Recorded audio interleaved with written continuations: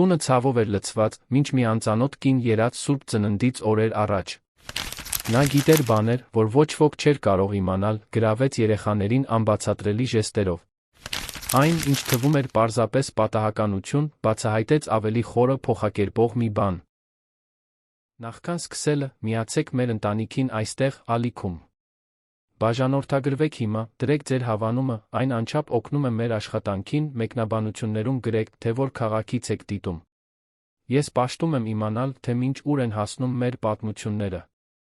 Դեկտեմբերը միշտ ամենադժվար ամիսն էր Ռուբեն Մանուկյանի համար։ Ոչ թե Երանի շոգին կամ ամանորյա տոների իրարանցման պատճառով, այլ որովհետև դեկտեմբերն իր հետ բերում էր ամենացավոտ հիշողությունները, որոնք կարող էր տանել մի մարդ։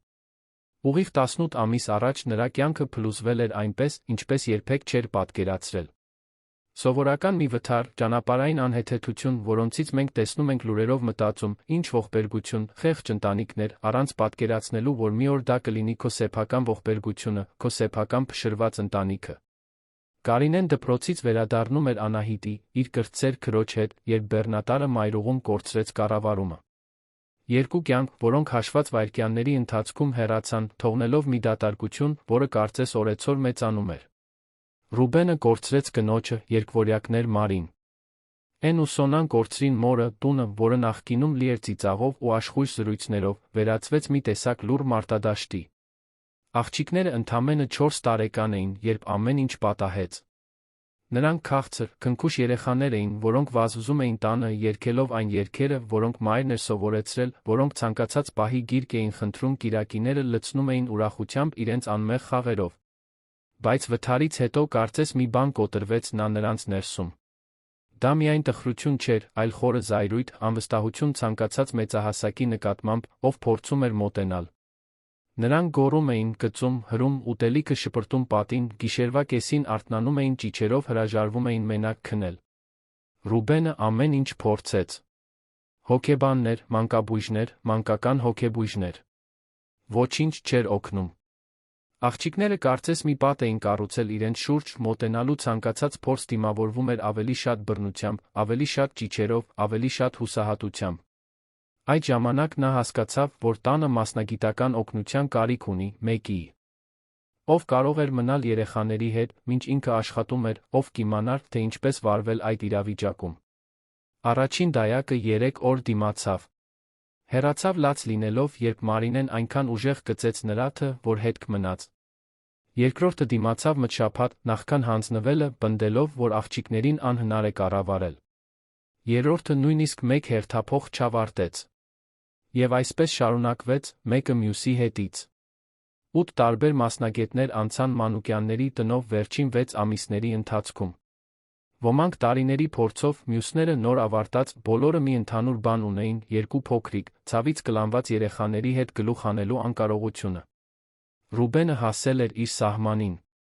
Շինարարական ընկերությունում աշխատանքը տուժում էր, նա հազիվ էր կարողանում քնել, տեսնում էր, թե ինչպես են իր դուստրերն ավելի ու ավելի խորանում մի մութ փոսի մեջ, որտեղից նա չգիտեր, ինչպես դուրս բերել նրանց։ Տունը միշտ խառնաշփոթ էր, աղջիկները ուտում էին այն, ինչ նա կարողանում էր ստիպել նրանց կուլ տալ, մթնոլորտը մշտական լարվածության մեջ էր։ Նա երեկոյան տու ներ գալիս, վախենալով, թե ինչ է գտնելու, առավոտյան հեռանում էր սեղմված սրտով, իմանալով, որ իր դուստրերին թողնում է անտանելի իրավիճակում։ Երկուշաբթի օրն էր, 2024 թվականի Սուրբ Ծննդից 5 օր առաջ, երբ Հելենը հայտնվեց նրանց կյանքում։ Ռուբենը նոր հայտարարություն էր տեղադրել համացանցում, ավելի շատ հուսահատ, քան հույսով լի, երբ երեկոյան հեռախոսը զանգեց։ Մյուս կողմում ձայնը հանգիստ էր, խորը, երանյան առոգանությամբ, որը նա չէր փորձում թաքցնել։ Բար ձեզ, ես տեսել եմ դայակի աշխատանքի հայտարարությունը, ասաց նա առանց շրջանցելու։ Դուք երեխաների հետ փորձ ունեք, հարցրեց Ռուբենը, արդեն պատրաստ լինելով հերթական հիասթափությանը։ Ես ցավի հետ փորձ ունեմ, պատասխանեց նա այնքան ուղիղ, որ Ռուբենը մի քանի վայրկյան անխոս մնաց։ Դա այն պատասխանը չէր, որ նա սպասում էր, բայց այդ ձայնի մեջ մի բան կար, մի անկեղծություն, որը ստիպեց նրան համաձայնել հարցազրույցին։ Պայմանավորվեցին հաջորդ օրը, ժամը 2-ին, այն ժամին, երբ աղջիկները սովորաբար ճաշից հետո ամենաանհանգիստն էին լինում։ Հելը ն ժամանակին ժամանեց։ Ռուբենը բացեց դուռը հանդիպեց մոտ 35 տարեկան մի կնոջ, շագանակագույն մազերը հասարակ հանգույցով հավաքած, համեստ հագուստով, առանց դիմահարդարման։ Ամենաշատը ուշադրություն էին գրավում նրա աչքերը, մուգ ու խորը, կարծես իրենց մեջ շատ ավելի շատ պատմություն էին կրում, քան տարիքն էր հուշում։ Այնտեղ տխրություն կար, բայց նա մի ամրություն, մի լուր վճռականություն, որը նա չէր կարողանում վերծանել։ Հելեն Սարգսյան, ներկայացավ նա մեկնելով ձեռքը։ Ռուբեն Մանուկյան։ Ներս եկեք, խնդրեմ։ Հազիվ նա ոտք դրեց հյուրասենյակ, երբ վերից լսվեցին ճիչեր։ Մարինեն ու Սոնան իրենց սովորական նոպաներից մեկն էին ունենում, հավանաբար կռվում էին ինչ-որ խաղալիքի համար կամ պարզապես իրենց հիասթափությունը թափում էին միմյանց վրա։ Ռուբենը փակեց աչքերը, ամաչելով։ Ներողություն աղմուկի համար։ Նրանք դժվար ժամանակաշրջան են անցնում։ Հելենը կարծես ոչ զարմացած, ոչ էլ անհանգստացած էր։ Պարզապես գլուխը թեքեց, կարծես երաժշտություն լսեր։ Նրանք հաղորդակցվում են, ասաց նա մի բնականությամբ, որը շփոթեցրեց Ռուբենին։ Հաղորդակցվում են։ Ճիչը նույնպես լեզու է։ Նրանք ասում են, որ վախենում են, որ մոլորված են, որ չգիտեն, թե ինչպես այլ կերպ օգնություն խնդրել։ Ռուբենը նստեց բազմոցին, ցույց տալով, որ նա էլ նստի, բայց Հելենը նախընտրեց կանգնած մնալ, նայելով դեպի աստիճանները։ Ես չգիտեմ, թե արդյոք դուք կկարողանաք, խոստովանեց նա հոգնած ձայնով։ Արդեն ամեն ինչ փորձել եմ։ Շատ ավելի մեծ փորձ ունեցող մասնագետներ, քան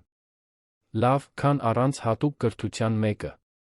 Պարոն Ռուբեն, ասաց նա, շրջվելով նրան նայելու։ Ես այստեղ չեմ եկել իմ ակադեմիական փորձը վաճառելու։ Ես հոգեբանության դիպլոմ չունեմ, դայակի դասընթացներ չեմ անցել, այլ ընտանիքներից երաշխավորագրեր չունեմ։ Այն, ինչ ես ունեմ, մի բան է, որը թերս ոչ ոք, ով այստեղով անցել է, չի ունեցել։ Եվ ինչ է դա։ Ես գիտեմ, թե ինչ է նշանակում խեղդվել։ Այդ պահին վերից մի դղրդյուն լսվեց, որին հաջորդեց բարձր ու անկառավարելի լաց։ Ռուբենը հոգոց հանեց, ոտքի կանգնեց։ Պետք է բարձրանամ այնտեղ փորձեմ հանգստացնել նրանց։ Կարող եմ ձեզ հետ գալ։ Նա տատանվեց։ Մյուս բոլոր թեկնածուները խնդրել էին ծանոթանալ երեխաների հետ, բայց միշտ ավելի վերահսկվող պահի, երբ նա կարողանում էր հանգստացնել նրանց։ Հելենը խնդրում էր մտնել փոթորկի կենտրոն։ Վստահ եք։ Նրանք կարող են շատ ագրեսիվ լինել։ Վստահ եմ։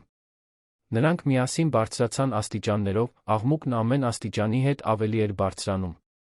Աղջիկների սենյակը մարտադաշտի էր նման։ Խաղալիքները ցրված, հագուստները գետնին թափված, երկուսը միմյանց հրում էին ու գոռում մի վեճի մեջ, որի պատճառն արդեն ոչ ոք չգիտեր։ Ռուբենը առաջինը մտավ, փորձելով բաժանել դուստրերին։ Մարինե, Սոնա, դադարեցրեք։ Հերիք է։ Աղջիկները նայեցին նրան այն արտահայտությամբ, որը նա արդեն լավ գիտեր, զայրույթի տխրության խառնուրդ, որը սիրտ էր կոտրում։ Մարինեն, որ միշտ ամենապայթյունավ տանգն էր, խաչեց ձեռքերը, թշացրեց շուրթերը։ Սոնան, ավելի ինքնամփոփ, նետվեց մահճակալին, ծածրեց, թե քնած է։ Աղջիկներ, սա Հելենն է։ Նա ձեզ հետ կմնա մի քանի օր։ Երկուսն էլ նույնիսկ չնայեցին կնոջ ուղղությամբ։ Ռուբենը պատրաստվում էր նորից ներողություն խնդրել, երբ Հելենը կռացավ, հայտնվելով երեխաների աչքերի մակարդակին։ Բար, Մարինե։ Բար, Սոնա։ Մարինեն կասկածով նայեց նրան։ Դու էլ մյուսների պես գնալու ես։ Հարցը բոլորին անակնկալի բերեց։ Ամիսներ շարունակ առաջին անգամն էր, որ աղջիկներից մեկը լիարժեք նախադասություն էր ուղղում անծանոթ մեծահասակին։ Հելենը մի պահ մտածեց, նախքան պատասխանելը։ Չգիտեմ։ Կախված է նրանից։ Դուք ինձ թույլ կտաք մնալ։ Մենք ոչ ոքի թույլ չենք տալիս մնալ, ասաց Սոնան, դուրս գալով բարձի տակից։ Մենք չար ենք։ Ո՞վ է ասել, որ դուք չար եք։ Բոլորը։ Դպրոցի տիկինը, կանայք, որոնք այստեղ էին գալիս, հայրիկը, երբ բարկանում է։ Ռուբենը զգաց, թե ինչպես սիրտը սեղմվեց։ Նա իսկապես մի քանի անգամ դա ասել էր, ամենահուսահատ պահերին։ Գիտեք ես ինչ եմ մտածում, ասաց Հելենը նստելով հատակին։ Կարծում եմ, դուք չար չեք։ Կարծում եմ, դուք խեղդվում եք։ Մարինեն կնճռոտեց ճակատը։ Ինչպես թե խեղդվում ենք։ Այստեղ լողավազան չկա։ Ոչ թե ջրում։ Զգացմունքների մեջ։ Երբեմն մենք այնքան տխրություն, այնքան կարոտ, այնքան վախ ենք ունենում, որ կարծես ջրի տակ լինենք, չկարողանանք շնչել։ Եվ այդ ժամանակ մենք թափահարում ենք ձեռքերը, գոռում, հրում բոլորին, ովքեր փորձում են օգնել, որովհետև մենք մոռացել ենք, թե ինչպես ընդունել օգնությունը։ Աղջիկները լռեցին, մարսելով խոսքերը։ Ռուբենը նույնպես լուռ էր, տպավորված բացատրության պարզությունից ու ճշգրտությունից։ Դուք կարոտում եք մայրիկին, հարցրեց Հելենը։ Կարծես ինչ-որ մեկը անջատիչը միացրեց։ Երկուսն էլ միաժամանակ սկսեցին լաց լինել, մի ազատ ու խորը լաց, որը նրանք ամիսներ շարունակ զսպում էին։ Հելենը չփորձեց գրկել նրանց, կտրուկ շարժումներ չարեց։ Պարզապես մնաց այնտեղ, հատակին, առաջարկելով իր ներկայությունը առանց շտապելու։ Լաց լինելը նորմալ է, ասաց նա մեղմորեն։ Կարոտը պետք է դուրս գա մեր միջից, այլապես այն զայրույթի է վերածվում։ Ռուբենը տեսարանը դիտում էր զարմանքի թեթացման խառնուրդով։ Ամիսներ շարունակ նա չէր տեսել, որ իր դուստրերը այդպես լաց լինեն, առանց ագրեսիայի, պարզապես թողնելով, որ ցավը հոսի։ Հելենը 5 րոպեում հասել էր մի բանի, ինչին 8 տարբեր մասնագետներ չէին հասել ամիսների ընթացքում, ստիպել աղջիկներին զգալ իրենց հասկացված։ Երբ լացը թուլացավ, Սոնան մոտեցավ նրան։ Դու ճանաչում էիր մեր մայրիկին։ Հելենը մի վայրկյան լարվեց, Ռուբենը դա նկատեց։ Գրեթե աննկատ տատանում եղավ, նախքան նա պատասխանեց։ Ինչու ես դա հարցնում։ Որովհետև դու գիտես, թե մենք մեզ ինչպես ենք զգում։ Շատ մարդիկ գիտեն, թե դուք ձեզ ինչպես եք զգում։ Ոնա։ Շատ մարդիկ են իրենց այդպես մոլորված զգացել։ Դա ճիշտ պատասխան չէր հարցին, բայց աղջիկները կարծես ընդունեցին։ Հելենը ոտքի կանգնեց, նայեց Ռուբենին։ Եթե պարոնը ցանկանա, կարող եմ վաղվանից սկսել։ Վստահ եք։ Սա ընդամենը առաջին շփումն էր, նրանք կարող են։ Կարող եմ վաղվանից սկսել, կրկնեց նա, նույն ձայնի ամրությամբ։ Ռուբենը գլխով արեց, ավելի շատ հուսահատությունից, քան համոզվածությունից։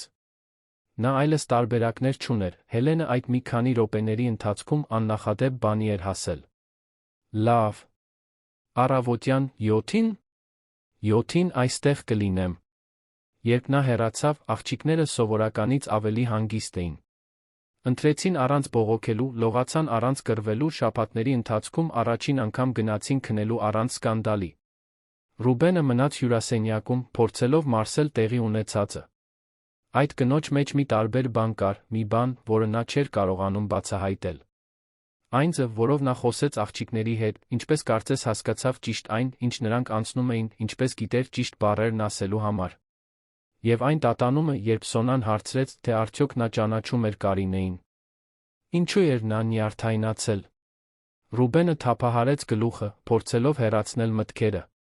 Կարևոր չէր, թե ով էր Հելենը կամ որտեղից էր եկել։ Եթե նա կարողանար մի փոքր խաղաղություն բերել իր դուստրերին, դա այն ամենն էր, ինչ նա պետք է իմանար։ Գոնե առայժմ։ Այդ գիշեր, 18 ամիսների ընթացքում առաջին անգամ Մանուկյանների տանը լռություն տիրեց։ Ոչ թե սովորական ծանր ու լարված լռությունը, այլ մի տարբեր լռություն։ Մի լռություն, որը կրում էր խոստում, որ գուցե, միայն գուցե, ամեն ինչ կարող էր սկսել փոխվել։ Հելենը հաջորդ օրը ժամանեց ուղիղ առավոտյան 7-ին, ինչպես խոստացել էր։ Ռուբենը դեռ ավարտում էր աշխատանքի համար հագնվելը, երբ լսեց դռան զանգը։ Շտապ իջավ, ուղղելով փողկապը, բացեց դուռը, գտնելով նրան այնտեղ, ճշտապահ, նախորդ օրվա նույն հանգիստ արտահայտությամբ։ Բարի լույս, պարոն Ռուբեն։ Բարի լույս, Հելեն։ Աղջիկները դեռ քնած են, հանգիստ գիշեր էր, փառք Աստծո։ Նա գլխով արեց ներս մտավ, ուշադրությամբ զննելով տունը։ Գեղեցիկ, ընդարձակ, լավ կահավորված տուն էր, բայց պատերին ու անկյուններում կրում էր այն լքվածո։ Ության զգացումը, որը միայն խորը սկի մեջ գտնվող ընտանիքը կարող է թողնել։ Խաղալիքները ցրված էին անկյուններում, ծալված հագուստները բազմոցի վրա, սպասելով իրենց տեղադրմանը, խոհանոցում լվացարանի մեջ ամանների կույտ։ Դա կեղծ չէր, այլ նյութականացված հոգնածություն։ Ես իմ հեռախոսահամարը կթողնեմ սառնարանի վրա, ասաց Ռուբենը, վերցնելով մի թուղթ։ Ցանկացած արտակարգ իրավիճակում զանգեք ինձ։ Սառցարանում աղջիկների ճաշի համար ուտելիք կա, նրանք մակարոն են սիրում, բայց այլ ուտեստների հարցում մի քիչ քմահաճ են։ Հելենը դիտում էր, մինչ նա խոսում էր, բայց նրա ուշադրությունը կարծես տան այլ մանրամասների վրա էր։ Այն, թե ինչպես էին ամանները դասավորված չորանոցում, բազմոցի դիրքը հյուրասենյակում, փոքր բաներ, որոնք սովորական մարդը չէր նկատի։ Նրանք սովորաբար երբ են արթնանում։ 8-ից 8:30 սահմաններում։ Բայց պատրաստ եղեք, որովհետև արթնանում են արդեն վատ տրամադրությամբ։ Դա անձնական ոչինչ չէ։ Գիտեմ։ Ռուբենը վերցրեց աշխատանքի պայուսակը դռան մոտ տատանվեց։ Հելեն, երեկ դուք հասաք մի բանի, որը… Լավ, որին ոչ ոք չէր հասել։ Բայց նրանք կարող են մեկ օրվա ընթացքում ամբողջովին փոխել իրենց վարքը։ Եթե շատ դժվարանա, զանգեք ինձ, լավ։ Պետք չէ հպարտությունից դիմանալ։ Շնորհակալություն անհանգստության համար, պարոն Ռուբեն։ Բայց ես լավ կլինեմ։ Նրա ձայնի մեջ մի վստահություն կար, որը նա նույնպես կցանկանար զգալ։ Ռուբենը գնաց աշխատանքի սեղմված սրտով, ինչպես միշտ, բայց երկար ժամանակ հետո առաջին անգամ հույսի մի փոքրիկ կայծով։ Հելենը մոտ 1 ժամ մենակ մնաց տանը, նախքան վերից առաջին ձայները լսելը։ Սկսվեց դանդաղ ոտքերի քարշ տալով, հետո ցածր ձայներ, այնուհետ ինչ-որ բան գցելու անսխալական ձայնը։ Նա հանգիստ բարձրացավ աստիճաններով, գտավ աղջիկներին լոգարանում, փորձելով հասնել ատամի մածուկին, որը նրանց համար շատ բարձր դարակում էր։ Բարի լույս, ասաց նա, հենվելով դռան շրջանակին։ Երկուսն էլ շրջվեցին, Մարինեն անմիջապես խաչեց ձեռքերը։ Մենք չենք ուզում ատամները լվանալ։ Լավ։ Ուրեմն եկեք նախաճաշենք։ Սոնան շփոթված նայեց քրոջը։ Մյուս բոլոր դայակները պնդում էին հիգիենայի հարցը նախքան որ է այ։ Բան։ Չես ասելու, որ մենք պետք է ատամները լվանանք։ Ինչի՞։ Համար։ Եթե դուք չեք ուզում, ուրեմն չեք ուզում։ Բայց ես շատ համեղ նախաճաշ եմ պատրաստելու, ով մաքուր ատամներ ունենա, ավելի լավ կզգա համը։ Դա տարբեր մոտեցում էր, աղջիկները լավ չգիտեին, թե ինչպես արձագանքել։ Նրանք իջան խոհանոց Հելենի հետից, հետաքրքրված, թե նա ինչ է անելու։ Հելենը բացեց սառնարանը, սկսեց զննել պարունակությունը։ Կային ձու, կաթ, մրգեր, հաց, կարագ։ Պարզ բաղադրիչներ, բայց նա կարծես ինչ-որ բան էր հաշվարկում մտքում։ Նրբաբլիթ սիրում եք։ Կախված է, պատասխանեց Մարինեն կասկածով։ Մայրիկը բանանով նրբաբլիթ էր պատրաստում, որը շատ համեղ էր, ավելի ցածր ասաց Սոնան։ Հելենը մի վայրկյան կանգ առավ, ձեռքերն անշարժ սառնարանի դռան վրա։ Բանանով դարչինով։ Երկու աղջիկները զարմացած նայեցին միմյանց։ Որտեղից գիտես։ Դա ուղղակի գուշակություն էր, պատասխանեց Հելենը, վերցնելով բաղադրիչները։ Բանանն ու դարչինը լավ են համադրվում։ Բայց դա այնքան էլ գուշակություն չէր, նա դա գիտեր։ Սկսեց պատրաստել խմորը, աղջիկները նստեցին խոհանոցի սեղանին, դիտելու։ Հելենն աշխատում էր ճշգրիտ շարժումներով, չափում էր բաղադրիչները առանց բաղադրատոմսի նայելու, կարծես դա հազարավոր անգամներ արած լիներ։ Այդպես նստած դիտելու։ Էք, թե ինձ օգնելու եք։ Մարինեն անմիջապես իջավ աթոռից։ Ես կարող եմ ձվերը կոտրել։ Իսկ ես ուզում եմ խմորը խառնել, ասաց Սոնան։ Մի քանի րոպե խոհանոցը լցվեց տարբեր էներգիայով։ Աղջիկները ծիծաղում էին, երբ մի քիչ ալյուր թռավ կողք, մրցում էին, թե ով ավելի լավ կխառնի, բարեկամաբար վիճում էին, թե ով է շրջելու առաջին նրբաբլիթը։ Հելենը ամեն ինչ ղեկավարում էր անսահման համբերությամբ, մի բան կար նրա խոհանոցում շարժվելու ձի մեջ, որը ուշադրություն էր գրավում։ Նա գիտեր, թե որտեղ են իրերը, առանց փնտրելու։ Հելեն, որտեղ է շաքարավազը, հարցրեց Մարինեն։ Աջ պահարանում, երկրորդ դարակում։ Իսկ դարչինը։ Ձախ պահարանում, մյուս համեմունքների հետ։ Աղջիկները վազեցին ստուգելու, իսկապես ամեն ինչ այնտեղ էր, որտեղ նա ասել էր։ Սոնան կնճռոտեց ճակատը։ Որտեղից գիտես, թե որտեղ են իրերը։ Հելենը նորից լարվեց, նույն կերպ, ինչպես նախորդ օրը, երբ Սոնան հարցրեց, թե արդյոք նա ճանաչում էր իրենց մորը։ Խոհանոցները միշտ նույն հիմնական դասավորությունն ունեն, ասաց նա, փորձելով ամփույթ հնչել։ Բայց դա ճիշտ չէր, բոլորն այնտեղ դա գիտեին։ Այդ խոհանոցը շատ յուրահատուկ դասավորություն ուներ, այնպես, ինչպես Կարինեն միշտ սիրում էր թողնել, Հելենը նավարկում էր դրանով, կարծես իր սեփական տունը լիներ։ Երբ նրբաբլիթները պատրաստ եղան, Հելենը մատուցեց այն ափսեներում, որոնք աղջիկներն էին ընտրել, մրգերը կտրատեց զվարճալի ձերով, ամեն ինչ դրեց ճաշասենյակի սեղանին։ Աղջիկները կերան այնպիսի ախորժակով, որը Ռուբենը երկար ժամանակ չէր տեսել։ Զրուցեցին, ծիծաղեցին, ավելին խնդրեցին։ Դա նորմալ նախաճաշ էր, այնպիսին, որը ընտանիքը չէր ունեցել 18 ամիս։ Հիմա կարող եմ ատամները լվանալ, հարցրեց Սոնան, երբ ավարտեց ու Տելը։ Իհարկե։ Ես ձեզ հետ կլվանամ։ Լոգարանում Հելենը մի երգ սովորեցրեց լվացման ժամանակը նշելու համար։ Դա պարզ, զվարճալի մեղեդի էր, որը ստիպում էր աղջիկներին ծիծաղել փրփուրով լի բերանով։ Երբ ավարտեցին, Մարինեն նայեց նրան հայելու մեջ։ Հելեն, դու երեխաներ ունես։ Ոչ։ Ինչո՞վ։ Երբեմն ամեն ինչ պարզապես այնպես չի լինում, ինչպես մենք պլանավորում ենք։ Պատասխանի մեջ համեստ տխրություն կար, բայց աղջիկները չպնդեցին։ Նրանք իջան հյուրասենյակ, որտեղ Հելենն առաջարկեց հավաքել խաղալիքները, մինչ ինքը կավարտեր խոհանոցի կարգի բերումը։ Հենց այն ժամանակ, երբ նա դասավորում էր ափսեները, տեղի ունեցավ առաջին մեծ պայթյունը։ Հյուրասենյակից սուր ճիչ լսվեց, որին հաջորդեցին լաց իրեր կոտրելու ձայն։ Հելենը վազեց տեսնելու, թե ինչ է պատահել, գտավ երկու աղջիկներին կատաղի կռվի մեջ։ Մարինեն քաշել էր Սոնայի մազերից, ով իր հերթին հրել էր քրոջը գրապահարանի վրա։ Նա վերցրեց իմ արջուկը, գոռում էր Մարինեն, դեմքը կարմրած զայրույթից։ Ես ուղղակի մի քիչ ուզում էի խաղալ, ճչում էր Սոնան, արցունքները հոսելով։ Դեմքով։ Դա հենց այն իրավիճակն էր, որը մյուս բոլոր դայակներին հուսահատության էր մատնում։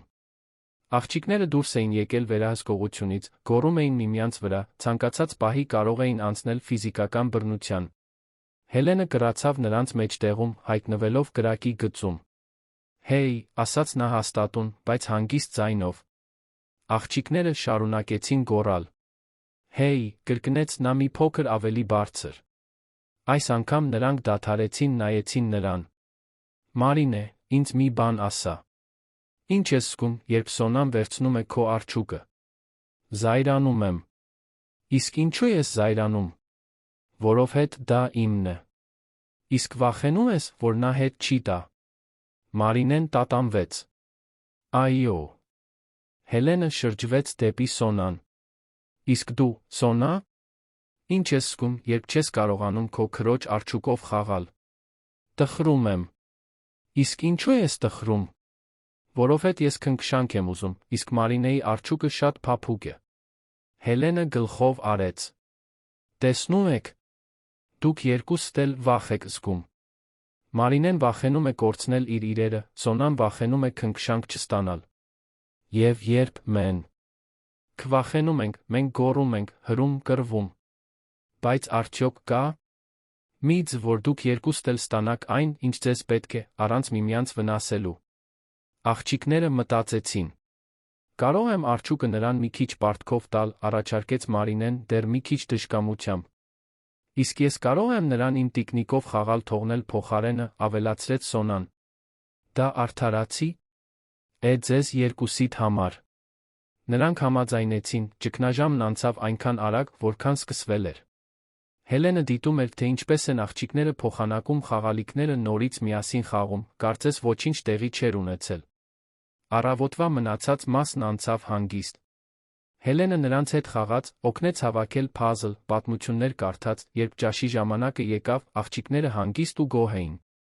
Նա տաքացրեց մակարոնը, որը Ռուբենը թողել էր, բայց մատուցեց տարբեր կերպ, բանջարեղենը կտրատված զվարճալի ձերով քերած պանիրը նկարներ անելով ափսեի վրա։ Իմ ուտելիքը դեմք է դարձել, ծիծաղեց Սոնան։ Իմը կատու է, ասաց Մարինեն։ Ամիսների ընթացքում առաջին անգամն էր, որ նրանք ոգորում էին ուտելիքից։ Հելենը ժպտում էր, մինչ նրանք ուտում էին, նրա ժեստերի մեջ մայրական մի բան կար, մի բնական բան, որը պարտադրված կամ պրոֆեսիոնալ չէր թվում։ Ճաշից հետո հանգստի ժամին տեղի ունեցավ այն պահը, որը պետք է փոխեր ամեն ինչ։ Աղջիկները քնկոտ էին, բայց դիմադրում էին կեսօրվա քնին, երբ Հելենը նստեց նրանց կողքին մահճակալի վրա։ Ուզում եք, որ ձեզ համար ինչ-որ բան երգեմ, որ քնեք։ Երգիր մայրիկի երգը, խնդրեց Սոնան, հարմարվելով բարձին։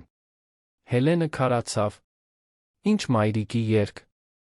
Այն, որ նա միշտ երգում էր, թռչնիկի ու աստղերի մասին։ Հելենի արյունը սառեց։ Նա հստակ գիտեր, թե որ երգի մասին էր խոսում Սոնան։ Դա մի երգ էր, որը նա Կարինեն հորինել էին, երբ երեխա էին, մի անմիտ մեղեդի, որը նրանց միջ ավանդույթ էր դարձել։ Ոչ մի կերպ աղջիկները չէին կարող սպասել, որ նա իմանա այդ երգը, եթե միայն։ Ես այդ երգը չգիտեմ, ստեց Հելենը, ձայնը մի փոքր դողալով։ Իհարկե գիտես, ասաց Մարինեն, շրջվելով դեպի նա։ Բոլորը, ովքեր ճանաչում էին մայրիկին, գիտեն այդ երգը։ Ինչու եք մտածում, որ ես ճանաչում էի ձեր մայրիկին։ Որովհետև դու նրա բաները գիտես, պատասխանեց Սոնան, երեխաների անկեղծ պարզությամբ։ Դու գիտես, թե ինչպես մայրիկի պես նրբաբլիթ պատրաստել, գիտես, թե որտեղ են իրերը խոհանոցում, գիտես, թե ինչպես մեզ հետ խոսել այնպես, ինչպես նա էր խոսում։ Հելենը շրջափակման մեջ էր։ Աղջիկները նայում էին նրան սպասումով, սպասելով, որ նա հաստատի այն, ինչ իրենք արդեն գիտեին սրտում։ Նա մի պահ փակեց աչքերը, պայքարելով արցունքների դեմ, որոնք սպառնում էին թափվել։ Նա իմ ընկերուհին էր, վերջապես շշնջաց նա։ Ինչպիսի՞։ Ընկերուհի, հարցրեց Մարինեն։ Շատ մտերիմ։ Մենք իրար ճանաչում էինք մանկուց։ Աղջիկները նստեցին մահճակալին, այժմ լիովին արթուն։ Պատմիր մեզ, թե ինչպիսին էր նա, երբ փոքր էր, խնդրեց Սոնան։ Խնդրում ենք, ավելացրեց Մարինեն։ Հելենը նայեց սպասող դեմքերին, զգաց, թե ինչպես ես։ Իրտը փշրվում։ Ինչպես բացատրել 5 տարեկան երկու երեխաներին, որ նա այստեղ միայն աշխատանքի համար չէր։ Որ մի մեղք կար, որը նրան ամեն օր ուտում էր։ Որ նա փորձում էր մարել մի պարտք, որը երբեք չէր մարվի։ Նա ձեզ նման էր։ Սիրում էր խաղալ, երգել, նրբաբլիթ պատրաստել։ Քնքուշ էր, բոլորի մասին հոգ էր տանում։ Իսկ դու նրա լավագույն ընկերուհին էիր։ Մենք շատ մտերիմ էինք։ Դա սուտ չէր, բայց նա ամբողջ ճշմարտությունը չէր։ Հելենն ու Կարինեն ավելին էին, քան ընկերուհիներ։ Նրանք քույրերի պես էին։ Իսկ Անահիտը, կրտսեր քույրը, որը մահացել էր վթարի հետանքով, նրանց երկուսի համար դստեր պես էր։ Ուրեմն երգիր երգը, պնդեց Սոնան։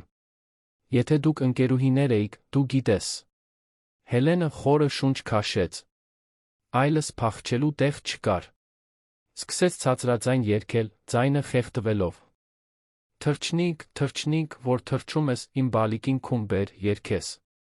Երբ աստղերը վառվեն վեր, քո երազում կլինի սերար։ Աղջիկները անմիջապես պառկեցին, ժպիտները դեմքներին։ Դա հենց այն երգն էր, որը մայրը երգում էր, կատարյալ մեղեդիով, ճիշտ հնչերանգով, նույնիսկ սովորական ռիթմով։ Ճիշտ նույնն է, մրմնջաց Մարինեն, արդեն փակելով աչքերը։ Մի քանի րոպեից երկուսն էլ խորը քնած էին։ Հելենը նստած մնաց մահճակալի եզրին, նայելով այդ հանգիստ դեմքերին, վերջապես թույլ տվեց, որ արցունքները թափվեն։ Նա այդքան երկար պահել էր այդ երգը սրտում, այն նորից երգելը նման էր մի վերք բացելուն, որը դեռ չէր սպիացել։ Երբ Ռուբենը երեկոյան տուն եկավ, գտավ աղջիկներին հանգիստ խաղալիս հյուրասենյակում, իսկ Հելենին բազմոցին գիրք կարդալիս։ Տան մթնոլորտը լիովին փոխվել էր։ Ինչպես անցավ օրը, հարցրեց նա, դեռ կասկածելով, որ խաղաղությունը կարող է իրական լինել։ Լավ անցավ, պատասխանեց Հելենը։ Նրանք լավ կերան, ժամանակին քնեցին, խաղացին առանց կռվելու։ Հայրիկ, գոռաց Մարինեն, վազելով դեպի նա։ Հելենը գիտի մայրի։ Պես նրբաբլիթ պատրաստել։ Եվ նա մեզ համար երգեց մայրիկի երգը, ավելացրեց Սոնան։ Ռուբենը շփոթված նայեց Հելենին։ Մայրիկի երգը։ Այն, որ նա միշտ երգում էր, թրջնիկի ու աստղերի մասին, բացատրեց Մարինեն։ Ռուբենի աշխարհը կանգ առավ։ Դա մի երգ էր, որը միայն Կարինեն էր երգում, որը, նրա ասելով, հորինել էր մանկության ընկերուհու հետ։ Ոչ մի կերպ Հելենը չէր կարող իմանալ այդ երգը, եթե միայն։ Հելեն, ասաց նա զսպված ձայնով։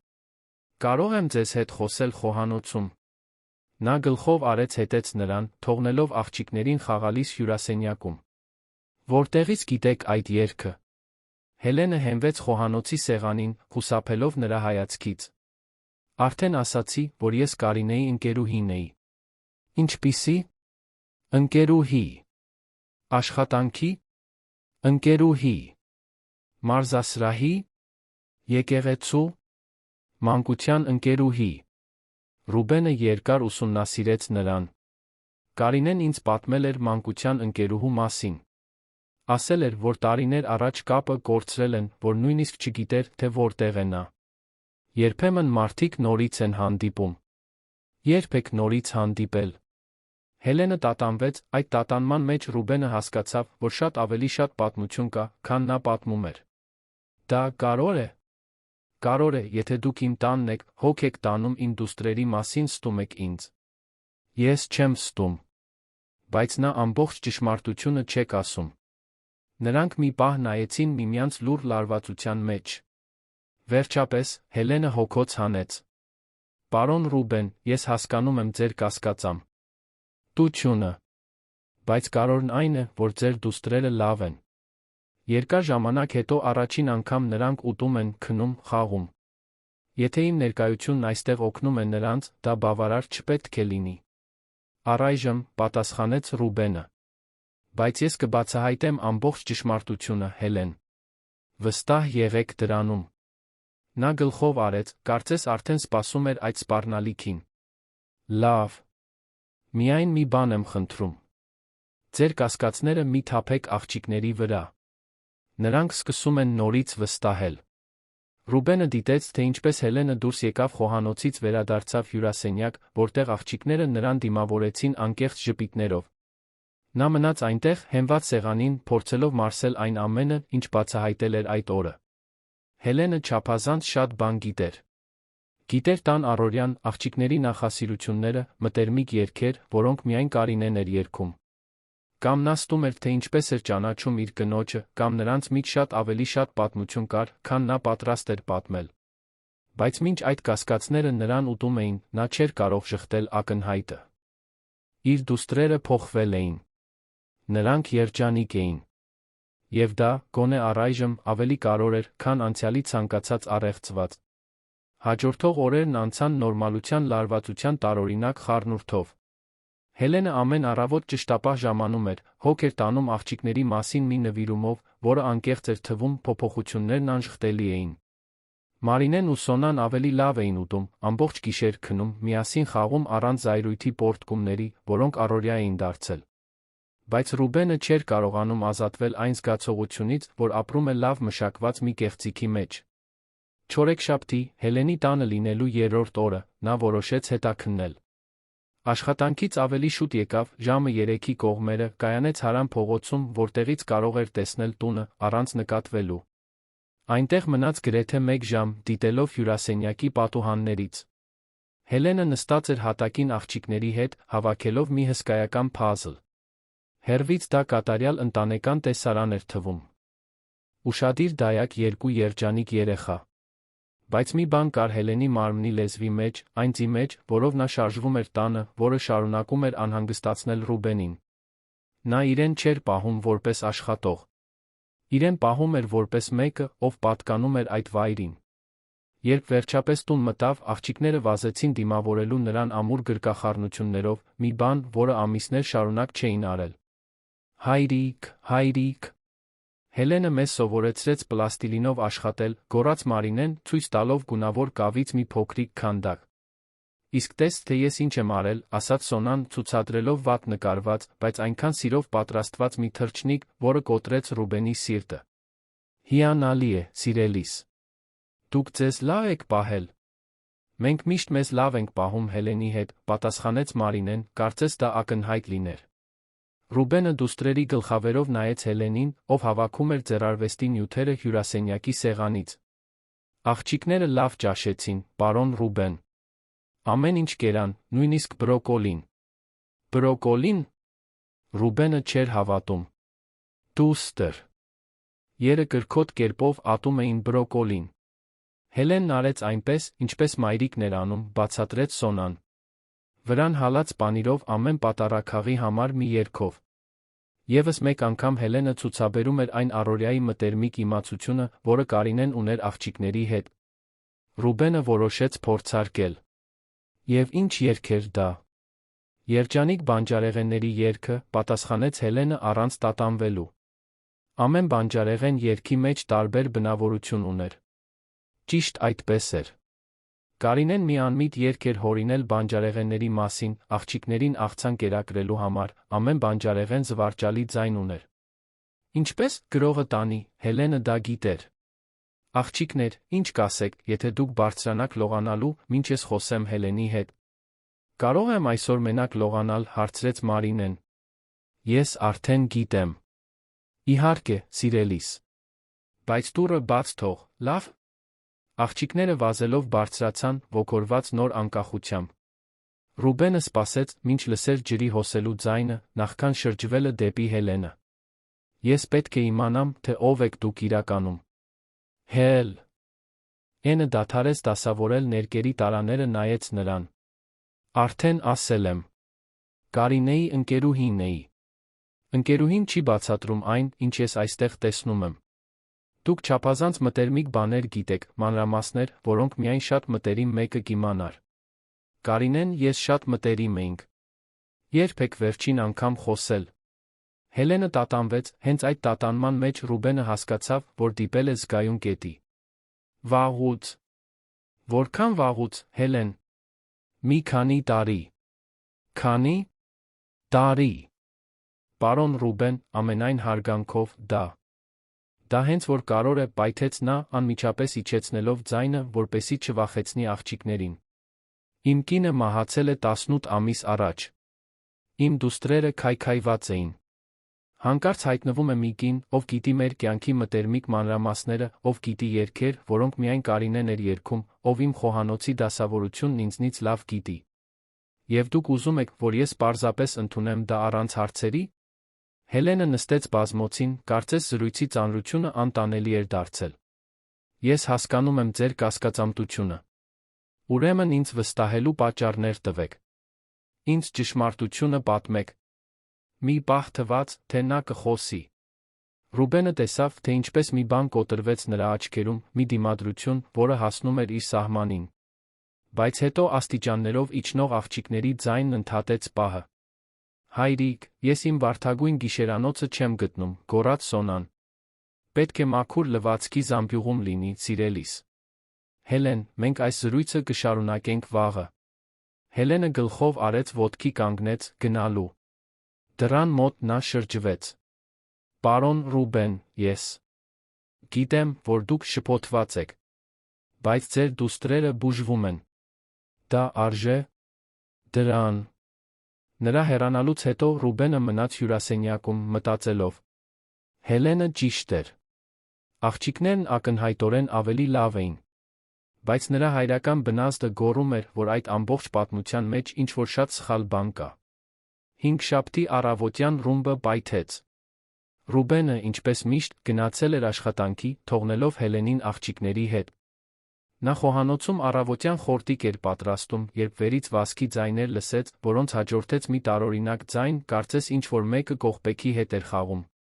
Բարձրացավ հետաքննելու գտավ երկու աղջիկներին կանգնած այն սենյակի դռան դիմաց, որը եղել էր Կարինեի աշխատասենյակը։ Այն դուռը, որը Ռուբենը կողպած էր պահում վթարից հետո, որովհետև չէր կարողանում մտնել այդ սենյակ առանց փլուզվելու։ Ինչ եք անում։ Փորձում ենք դուռը բացել, բնականon կերպով ասաց Մարինեն։ Ինչո՞վ։ Որովհետև մայրիկը կարող է այնտեղ լինել, պատասխանեց Սոնան, կարծես դա ակնհայտ լիներ։ Հելենը զգաց, թե ինչպես սիրտը սեղմվեց։ Ինչու եք մտածո։ Որ մայրիկն այնտեղ է։ Որովհետև հայրիկը միշտ փակում է այս դուռը, բացատրեց Մարինեն։ Եվ երբ ինչ-որ մեկը ինչ-որ բան փակում է, նշանակում է, այնտեղ ինչ-որ կարևոր բան կա։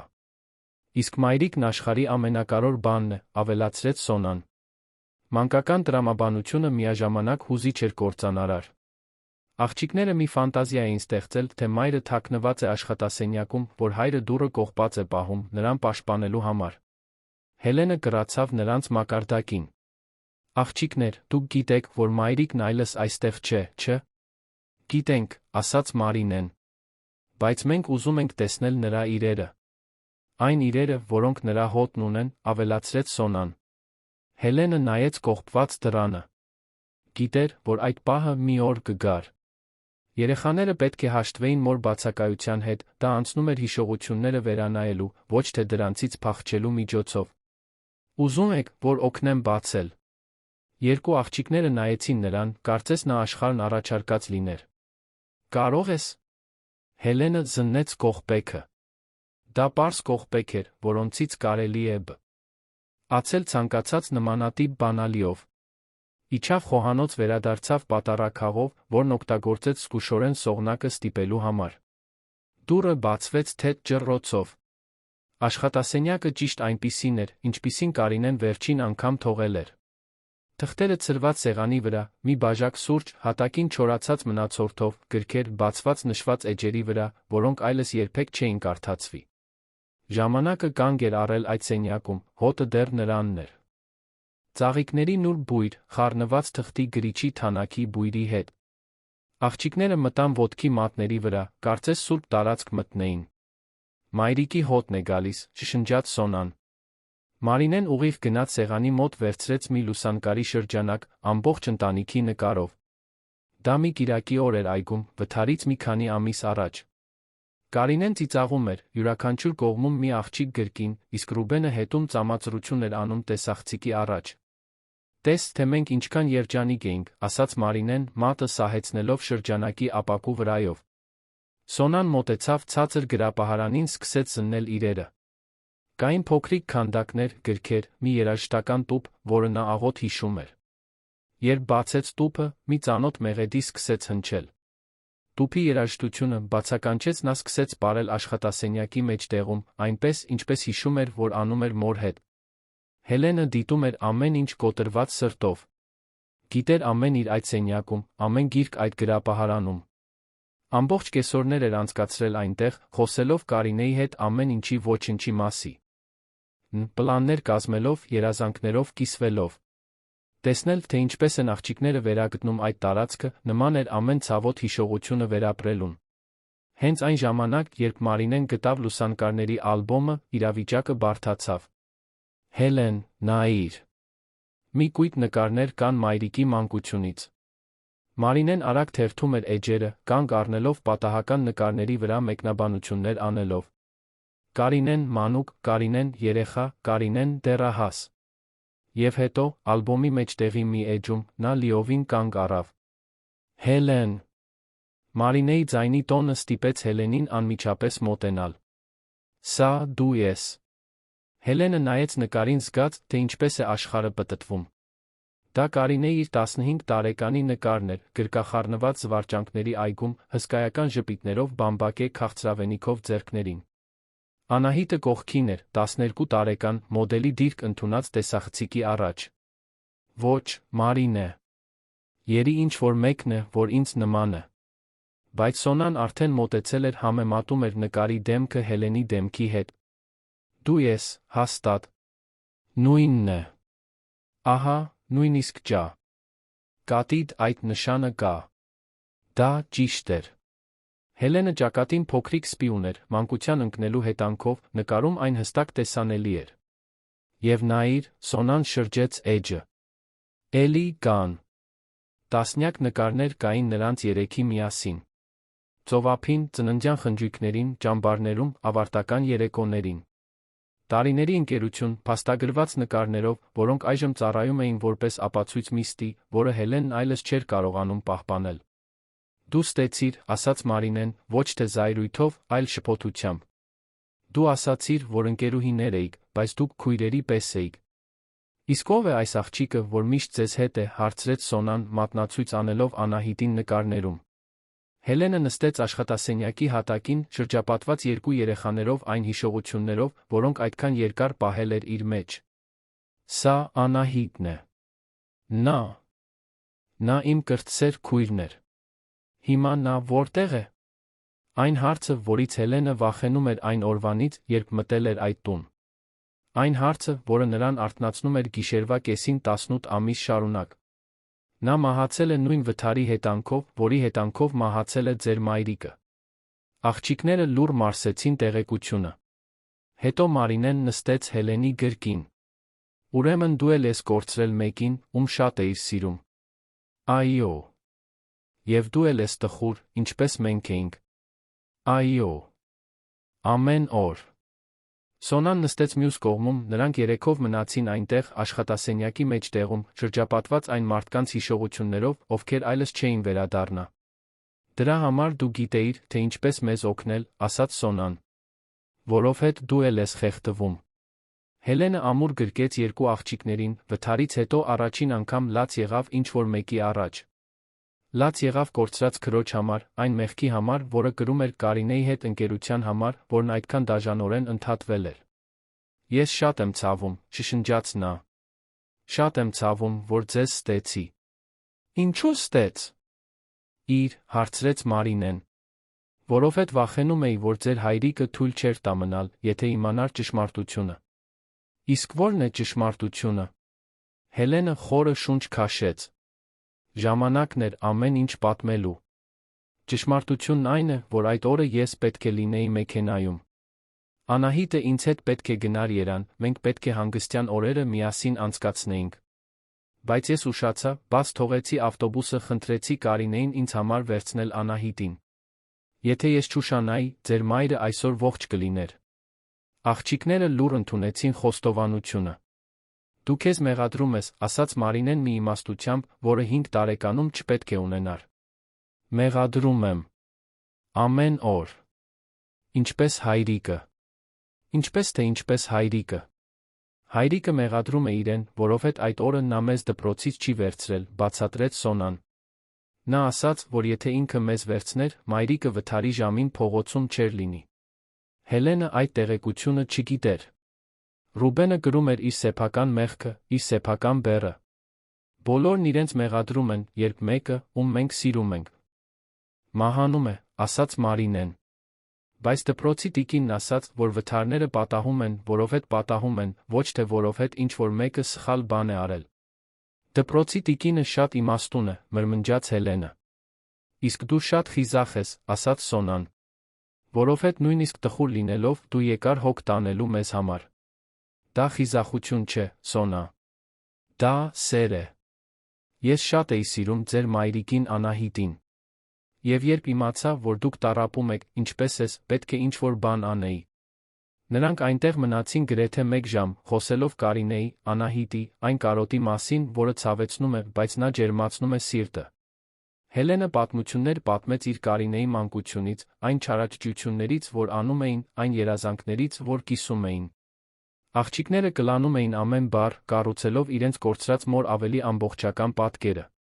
Սոնան առաջինը նկատեց, որ դռան մոտ ինչ-որ մեկը կա։ Հայրիկ։ Ռուբենը կանգնած էր աշխատասենյակի շեմին, դեմքը գունատ, ակնհայտորեն շոկի մեջ։ Նա ավելի շուտ էր տուն եկել Հելենի հետ մեկ այլ զրույցի համար դել էր աշխատասենյակի դուռը բաց, ձայներ լսվող ներսից։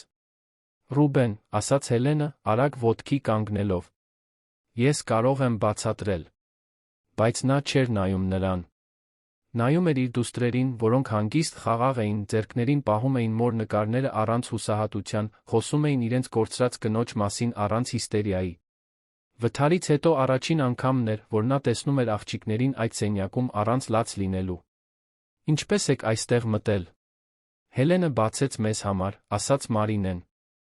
Մենք ուզում էինք տեսնել մայրիկի իրերը։ Եվ չտխրեցիք։ Տխրեցինք, պատասխանեց Սոնան։ Բայց Հելենը բացատրեց, որ հիշելով տխրելը տարբեր է փախչելով տխրելուց։ Ռուբենը ծնկի իջավ հատակին, դուստրերի մակարդակին։ Իսկ հիմա ձեզ ինչպես եք զգում։ Կարոտ, ասաց Մարինեն։ Բայց լավ կարոտ։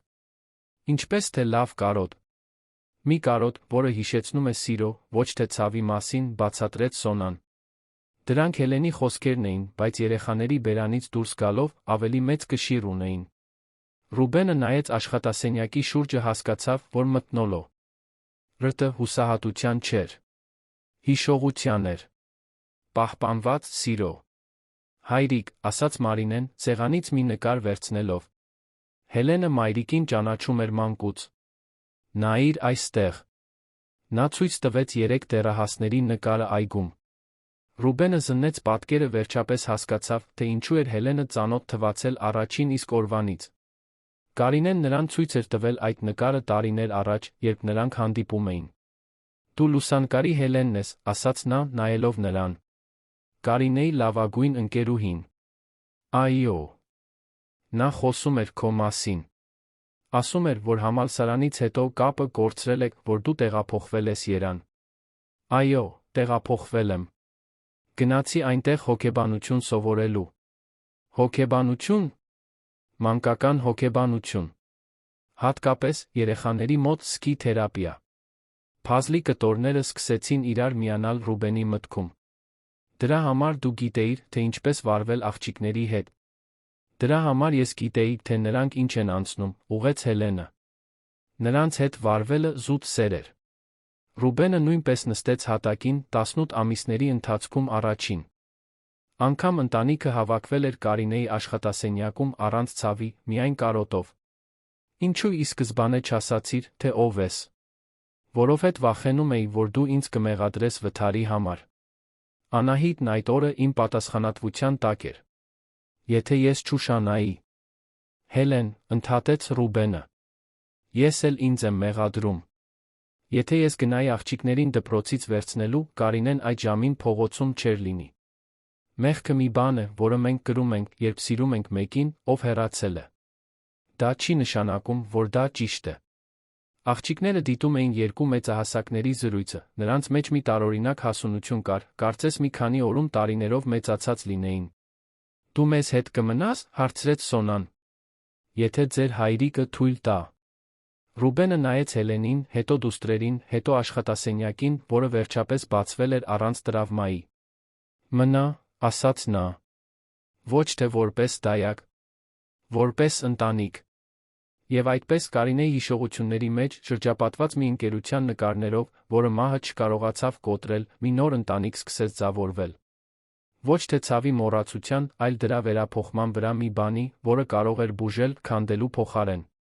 Աշխատասենյակում տեղի ունեցած բացահայտումից հետո 3 օրերը առաջին իսկապես խաղաղ օրերն էին, որ Մանուկյանների տունը ճանաչել էր վթարից հետո։ Հելենն այլս երեկո Յան չէր հեռանում։ Ռուբենը պնդեց, որ նա մնա ընթրիքի, հետո առաջարկեց հյուրասենյակը, ինչ-որ բնական ձով, նա պարզապես այլս չգնաց։ Աղջիկները ընդունեցին Հելենի մշտական ներկայությունը մի հեշտությամբ, որը զարմացրեց նույնիսկ իրեն։ Առաջին առավոտյան, երբ արթնացան գտան նրան խոհանոցում սուրճ պատրաստելիս, Սոնան պարզապես ասաց «Բարի լույս, Հելեն», իսկ Մարինեն ավելացրեց «Սուրճի հոտը նույնն է, ինչ մայրիկինը»։ Կարծես նրանց հոգիները գիտեին, որ այդ կինը պատկանում է այնտեղ, որ նրա ներկայությունը փոխարինում չէ, այլ այն սիրո շարունակություն, որը Կարինեն էր տնկել։ Ռուբենը դիտում էր այս փոխազդեցությունները երախտագիտության զարմանքի խառնուրդով։ Հելենը շարժվում էր տանը, կարծես միշտ այնտեղ է եղել, բայց ոչ ներխուժող կերպով։ Նա հարգում էր տարածքները, հարգում էր առօրյան, ամենակարևորը, հարգում էր Կարինեի հիշողությունը։ Չէր փորձում զբաղեցնել աղջիկների մոր տեղը, այլ առաջարկում էր նոր տեսակի սեր, կառուցված հին սիրո հիմքի վրա։ Ուրբաթ օրը, Սուրբ Ծննդյան նախօրեին, Հելենն առաջարկեց մի բան, որը ոչ ոք չէր ասում։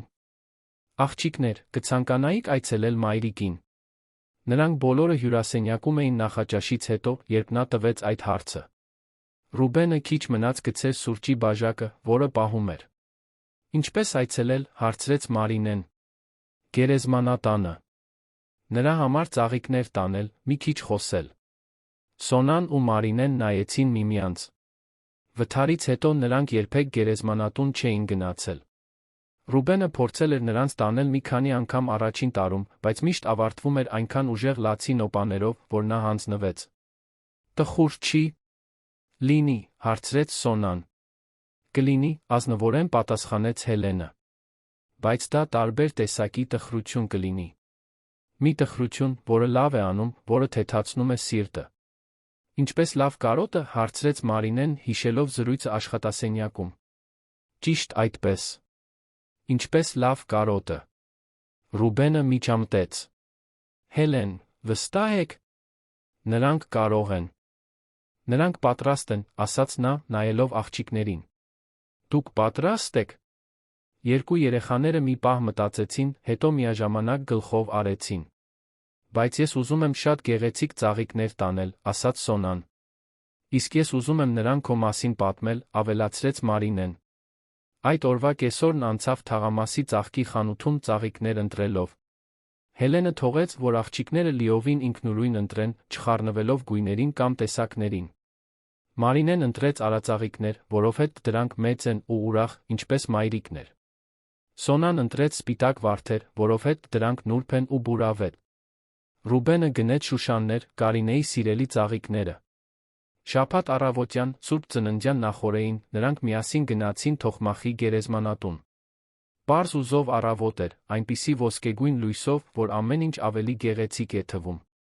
Աղջիկները նյարդային էին, բայց ոչ անհանգիստ։ Օդում դրական սպասում կար, կարծես թե հանդիպելու էին սիրելի ընկերոջը։ Կարինեի գերեզմանը գտնվում էր գերեզմանատան հանգիստ հատվածում, մի մեծ ծառի ստվերի տակ։ Ռուբենը տվիրել էր մի պարզ տապանակար նրա ժպտացող նկարով մի նախադասությամբ, որն աղջիկներն էին ընտրել։ Մայրիկ, որ շատ էր սիրում։ Երբ հասան տեղ, աղջիկները մի պահ կանգնած մնացին Մարսելով։ Հելենը ծնկի իջավ նրանց կողքին։ Այստեղ է հանգչում մայրիկի մարմինը։ Բայց դուք գիտեք, որ նա միայն այստեղ չէ, չէ՞։ Նա ձեր սրտերում է։ Գիտեմ, ասաց Սոնան։ Ես երբեմն զգում եմ նրան։ Ինչպես թե զգում ես նրան։ Երբ վախենում եմ, հանկարծ խիզախանում եմ։ Կամ երբ տխուր եմ, հանկարծ մի լավ բան եմ հիշում։ Հելենը ժպտաց։ Դա նա է, որ ձեզ հոգ է տանում տարբեր կերպ։ Մարինեն մոտեցավ տապանակարին, դրեց արածաղիկները վրան։ Բար, մայրիկ։ Մենք ենք։ Մարինեն ու Սոնան։ Սոնան նույնն արեց սպիտակ վարդերի հետ։ Քեզ համար գեղեցիկ ծաղիկներ ենք բերել։ Եվ բերել ենք Հելենին։ Հելենը քո լավագույն ընկերուհին էր, շարունակեց Մարինեն։ Նա հիմա մեզ է հոգ տանում։ Եվ նա շատ լավն է, ավելացրեց Սոնան։ Նա քո պես նրբաբլիթ է պատրաստում, քո երգերն է երգում, չի կռվում, երբ մենք տխրում ենք։ Երկուսը կանգնած էին այնտեղ, խոսելով մոր հետ, կարծես նա ներկա լիներ։ Պատմեցին դպրոցի, նոր խաղալիքների, իրենց զգացմունքների մասին։ Ռուբենը դիտում էր ամեն ինչ արցունքներն աչքերին, տպավորված դուստրերի բնականությունից։ Հելենը վերջինը մոտեցավ տապանակարին։ Ձեռքը դրեց Կարինեի նկարի վրա, փակեց աչքերը։ Բար, ընկերուհիս։ Ներիր, որ այսքան ուշ եկա քեզ այցելելու։ Ես շատ էի զայրացած ինքս ինձ վրա։ Բայց քո աղջիկները ինձ սովորեցրին, որ դու դա չէիր ուզենա։ Խոստանում եմ հոգ տանել նրանց մասին, ինչպես դու կանեիր։ Խոստանում եմ սիրել նրանց, ինչպես դու էիր սիրում։ Նա դադար տվեց, ձայնը խեղդվելով։ Եվ խոստանում եմ ամեն օր նրանց պատմել, թե դու որքան յուրահատուկ էիր։ Ռուբենը դրեց շուշանները մյուս ծաղիկների կողքին, պարզապես ասաց. Շնորհակալություն մեզ Հելենին ուղարկելու համար, սիրելիս։ Դու միշտ գիտեիր, թե մեզ ինչ է պետք։ Նրանք այնտեղ մնացին գրեթե 1 ժամ։ Աղջիկները մի քիչ խաղացին շրջակա խոտի վրա, Հելենն ու Ռուբենը խոսեցին Կարինեի մասին, մթնոլորտը խաղաղության էր, ոչ թե հուսահատության։ Երբ վերջապես որոշեցին գնալ, Սոնան հետ նայեց, ձեռքով արեց. Ցտեսություն, մայրիկ։ Մենք ուրիշ անգամ կգանք։ Տուն վերադառնալու ճանապարհին նրանք կանգ առան խանութում, Սուրբ Ծննդյան ճաշի համար բաղադրիչներ գնելու։ Վթարից հետո առաջին անգամն էր, որ տանը իսկական տոնական սեղան կլիներ, Հելենն ուզում էր ինչ-որ յուրահատուկ բան անել։ Եկեք պատրաստենք մայրիկի բաղադրատոմսով, առաջարկեց Մարինեն։ Ինչ բաղադրատոմսով, հարցրեց Հելենը։ Հնդկահավ, շագանակի միջուկով։ Նա ամեն տարի պատրաստում էր։ Հելենը գիտեր այդ բաղադրատոմսը։ Դրանից մի քանի անգամ կերել էր, երբ դեռահաս էր, Սուրբ Ծնունդն անցկացնում էր Կարինեի տանը։ Բայց դա չասաց։ Պարզապես ժպտաց, համաձայնեց։ Ուրեմն մեզ շատ բաղադրիչներ են պետք։ Շաբաթ օրվա կեսօրն անցավ խոհանոցում մ. Նտանիքով տոնական սեղան պատրաստելով։ Հելենը սովորեցնում էր աղջիկներին միսը համեմել, Ռուբենը կարտոֆիլ էր մաքրում, ռադիոյով Սուրբ Ծննդյան երաժշտություն էր հնչում։ Դա հենց այնպիսի ընտանեկան տեսարան էր, որը տունը չէր տեսել գրեթե 2 տարի։ Հենց միջուկի պատրաստման ընթացքում տեղի ունեցավ օրվա ամենանշանակալի պահը։ Հելեն, ասաց Սոնան, խառնելով խառնուրդը մեծ կաթսայում։ Դու հիմա մեր մայրը կլինես։ Հելենը դադարեց կտրատել շագանակները, նայեց աղջկան։ Ոչ, սիրելիս։ Ես ձեր մայրը չեմ լինի։ Դուք արդեն մայր ունեք, նա միշտ կլինի ձեր մայրը։ Ուրեմն դու ինչ կլինես։ Հելենը մի պահ մտածեց։ Ես կլինեմ Հելենը։ Մեկը, ով ձեզ շատ է սիրում, ով միշտ ձեզ հոգ կտանի, ով այստեղ կլինի, երբ դուք կարիք ունենաք։ Բայց ոչ թե մայրիկին փոխարինելու համար, այլ նրա սերը շարունակելու համար։ Մարինեն դադարեց խառնել կաթսան գրկեց Հելենին գոտկատեղից։ Ես սիրում եմ այն Հելենին, որը դու ես։ Իսկ ես սիրում եմ այն աղջիկներին, որոնք դուք եք, պատասխանեց նա գրկելով երկուսին էլ։ Ռուբենը դիտում էր տեսարանը լվացարանի մոտից, որտեղ ամաններ էր լվանում, մի խաղաղություն զգաց, որը տարիներ շարունակ չէր զգացել։ Սա էր իր ընտանիքը հիմա։ Ոչ այն ընտանիքը, որը նա պլանավորել էր, ոչ երազանքների կատարյալ ընտանիքը, այլ իրական ընտանիք, կառուցված կորստի գտնելու, ցավի, բուժման վերածվելու վրա։ Երբ տոնական սեղանը պատրաստ եղավ, նրանք որոշեցին անել մի բան, որը ոչ ոք չէր սպասում, զարդարել տունը Սուրբ Ծննդյան համար։ Որտե՞ղ են զարդարանքները, հարցրեց Հելենը։ Պահված են ձեղնահարկում, պատասխանեց Ռուբենը։ Այն։ Լավ, այն վերջին Սուրբ Ծննդից, որը մենք տոնել ենք։ Կարող եմ գնալ բերել։ Ռուբենը տատանվեց։ Զարդարանքները բոլորը խառնված էին Կարինեի իրերի հետ, պահված արկղերում, որոնք նա չէր բացել այն օրվանից, երբ ամեն ինչ դրել էր այնտեղ։ Ես քեզ հետ կգամ, վերջապես ասաց նա։ Նրանք միասին բարձրացան ձեղնահարկ, թողնելով աղջիկներին հյուրասենյակում մուլտֆիլմ դիտելիս։ Տարածքը փոշոտ էր լի պիտակավորված արկղերով։ Սուրբ Ծնունդ, ձմեռային հագուստ, Կարինեի գրքերը, փաստաթղթեր։ Մի ամբողջ կյանք, դասավորված բաժիններով։ Հելենը բացեց, Սուրբ Ծնունդ, պիտակով արկղը գտավ հիշողությունների գանձ։ Խաղալիքներ, որոնք նա հիշում էր Կարինեի տանը տեսնելուց, երբ դեռահաս էին, ոսկեգույն աստղեր, որոնք իրենք էին պատրաստել 1998 թվականի մի դեկտեմբերյան կեսօրին, գունավոր լույսեր, որոնք լուսավորում էին ընտանեկան տոնական սեղանները։ Վայ, մրմնջաց նա, վերցնելով մի ճենապակյա հրեշտակ։ Այս հրեշտակը։ Կարինեն պաշտում էր այս հրեշտակը, ասաց Ռուբենը։ Դա առաջին խաղալիքն էր, որը նա ամեն տարի դնում էր ծառի վրա։ Գիտեմ։ Ես այնտեղ էի, երբ նա դա ստացավ իր մորից 2000 թվականի Սուրբ Ծննդին։ Տարօրինակ էր, թե ինչպես էին հիշողությունները միահյուսվում, ինչպես էին անցյալն ու ներկան կապվում այդ պարզ առարկաների միջոցով։ Նրանք իջան մի քանի արկղ զարդարանքներով, աղջիկները ցնծության մեջ էին, երբ տեսան հյուրասենյակում ցրված խաղալիքները։ Այնքան շատ բաներ կային, որ նրանք նույնիսկ չէին հիշում, այնքան շատ ավանդույթներ, որոնք ընդհատվել էին։ Որտե՞ղ է ծառը, հարցրեց Մարինեն։ Ավտոտնակի պահեստում, պատասխանեց Ռուբենը։ Կգնամ բերելու։ Գրեթե 1 ժամ պահանջվեց արհեստական ծառը հավաքելու համար, մի մեծ, մուգ կանաչ ծառ, որը զբաղեցնում էր հյուրասենյակի մի ամբողջ անկյուն։ Երբ վերջապես պատրաստ էր, աղջիկները սկսեցին զարդարել մի էներգիայով, որը ոչ ոք չէր տեսել նախկինում։ Սա այստեղ կլինի, գոռում էր Սոնան, կախելով մի կարմիր գնդակ։ Իսկ սա, այստեղ, պատասխանում էր Մարինեն, դնելով մի արծաթ։ Ագույն աստղ։ Հելենը դասավորում էր ավելի նուրբ խաղալիքները, պատմելով աղջիկներին յուրաքանչյուրի ծագման մասին։ Ճենապակյա հրեշտակը, որը գնում էր գագաթին։ Ոսկեգույն գնդակները, որոնք Կարինեն հավաքում էր մանկուց։ Արծաթե զանգակները, որոնք պատկանել էին տատիկին։ Ռուբենը նստած էր բազմոցին, դիտելով։ Կարինեի մահից հետո առաջին անգամն էր, որ տունը իսկապես տան տպավորություն էր թողնում։ Ոչ միայն մի վայր, որտեղ մարդիկ ապրում էին, այլ մի տարածք, լի սիրով, կյանքով, ապագայով։ Երբ ծառը պատրաստ եղավ, նրանք միացրին լույսերը, բոլորը կանգնած մնացին, հիանալով արդյունքով։ Դա անկատար ծառ էր, անկանոն ցրված խաղալիքներով, որոշ ճյուղեր ավելի լիքն էին, քան մյուսները, բայց դա ամենագեղեցիկ ծառն էր, որը նրանցից որը մեկը երբեք տեսել էր։ Ճիշտ մայրիկի ծառերի նման է, գոհունակությամբ ասաց Սոնան։ Ավելի լավ, ուղղեց Մարինեն։ Որովհետ մենք միասին արեցինք։ Նրանք տոնական ընթրիքը կերան դեռ շաբաթ օրը, որովհետ չէին կարողանում սպասել մինչ կիրակի։ Հնդկահավը կատարյալ էր, միջուկը ճիշտ այնպիսին էր, ինչպիսին Կարինեն էր պա։ Տրաստում գրեթե 2 տարվա ընթացքում առաջին անգամ ճաշասենյակի սեղանը լի էր ուտելիքով, ծիծաղով զրույցով։ Եկեք կենաց խմենք, առաջարկեց Ռուբենը, բարձրացնելով իր խաղողի հյութի բաժակը։ Մայրիկի կենացը, ասաց Մարինեն, բարձրացնելով իր փոքրիկ բաժակը։ Անահիտի կենացը, ավելացրեց Սոնան։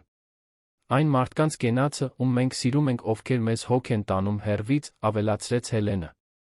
Եվ մեր նոր ընտանիքի կենացը, ավարտեց Ռուբենը։ Նրանք բոլորը միասին խմեցին, այդ պահին տունը լցվեց մի բանով, որը այդքան երկար բացակայում էր, հույսով։ Ընթրիքից հետո նրանք հարմարվեցին հյուրասենյակում, ծառի շուրջ։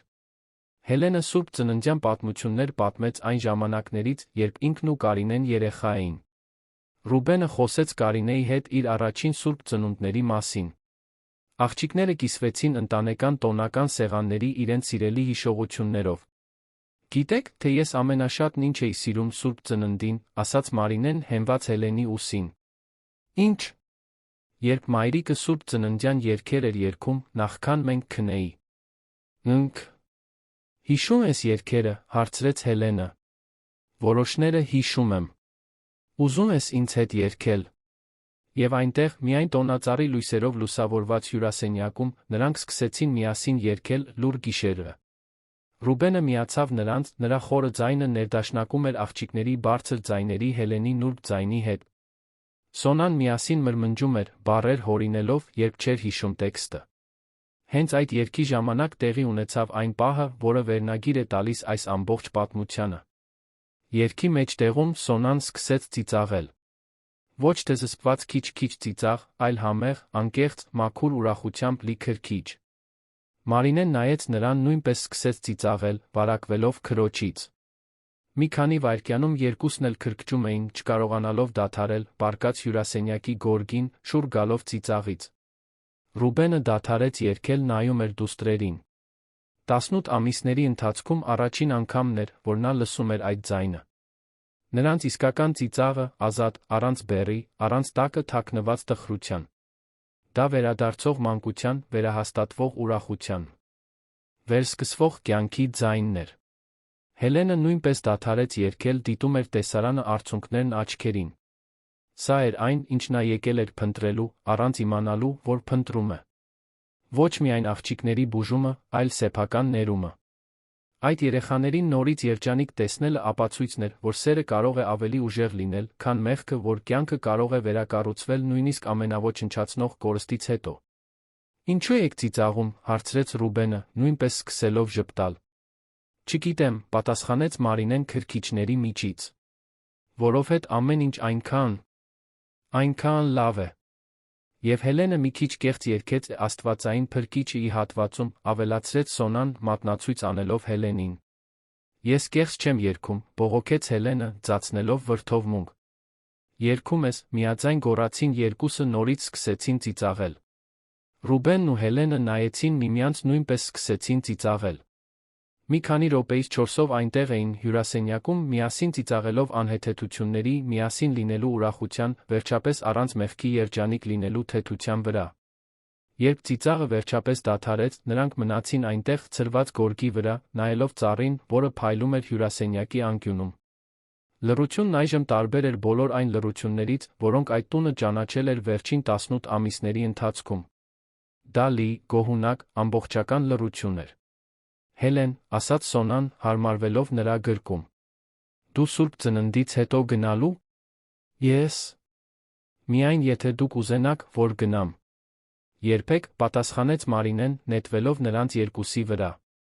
Ուրեմն կմնամ, ասաց Հելենը։ Ընդմիշտ, եթե թույլ տաք։ Թույլ տալիս ենք, ասաց Ռուբենը, նույնպես մոտենալով։ Թույլ տալուց ավելին։ Աղաչում ենք։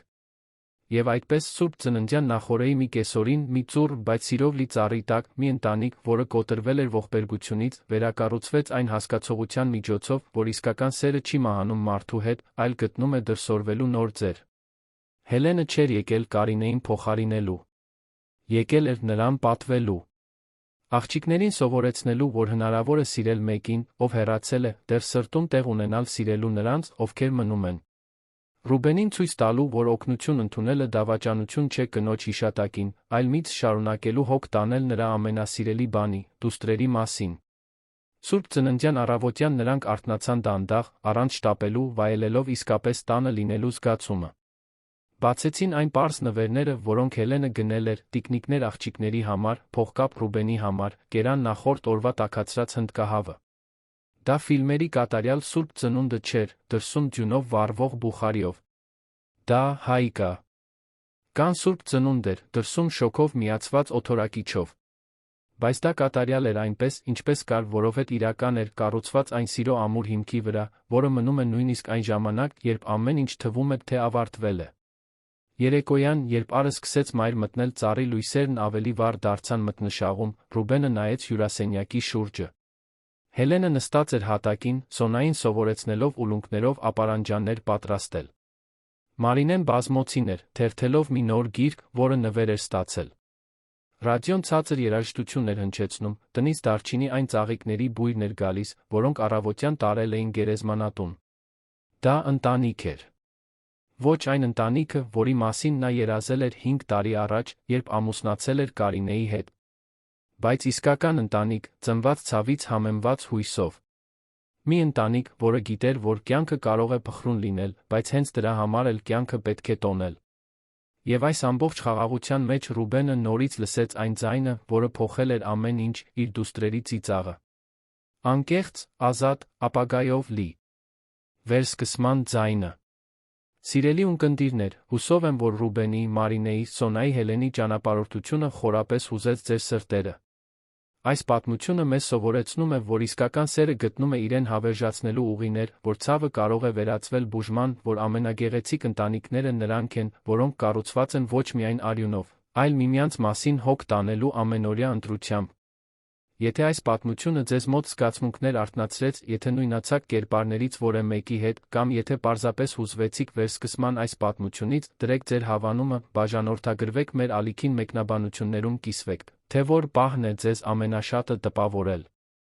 Այստեղ մենք ամեն օր բերում ենք պատմություններ, որոնք ուսումնասիրում են մարդկային հոգու ամենախորը զգացմունքները, որոնք խոսում են սիրո, կորստի, հույսի մեր ունեցած անսահման վերափոխվելու կարողության մասին։ Դուք այս պատմությունների ճանապարհորդության անբաժանելի մասն եք, ամեն մեկնաբանություն, ամեն հավանում, ամեն բաժանորդագրություն մեզ մոտիվացնո։ Ում է շարունակել պատմել այս պատմությունները, որոնք փառաբանում են մարդկային սրտի ուժը։ Մինչ հաջորդ թողարկում, հիշեք, սերը միշտ ելք է գտնում։